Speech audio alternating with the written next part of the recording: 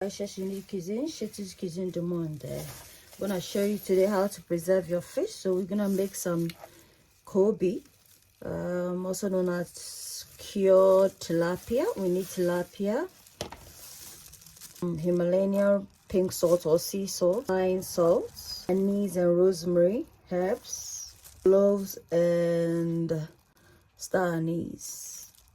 Guys, we starting off by you can use the whole tilapia, but I decided to cut it into sizable chunks. So this is one tilapia.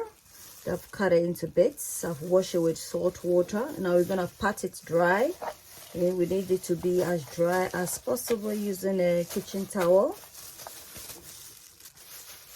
I'm gonna pat it as dry as possible, guys. Plastic, guys. Put some Himalayan pink salt and fine salt at the bottom. Ayesha seen a cuisine. Ayesha seen a cuisine. A place where your cooking is a cat for. Ayesha seen a cuisine. Ayesha seen a cuisine. A place where your cooking is a cat for. Ayesha seen a cuisine.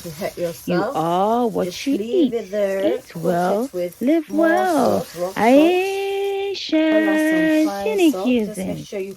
Ayesha cuisine. Come on, Ayesha cuisine.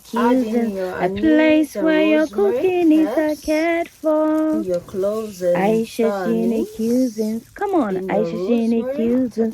A place where your cooking is a cat for.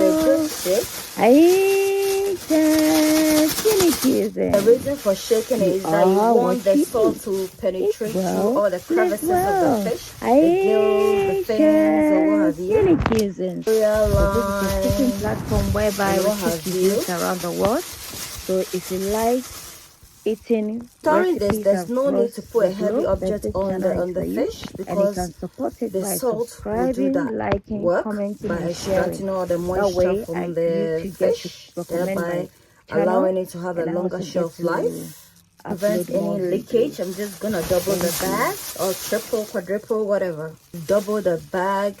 You can store this by putting a sticker, the dates you made this, and then how long you want it for, the date, use by dates, and then the name of the product. So cured fish, tilapia fish. Then you store it in a nice cool place. Store it in here, guys, in another bag like this. I hope you like the recipe. Give me a thumbs up, like, and don't forget to subscribe. Until then, it's a goodbye from me to you. Bye. Learn how to preserve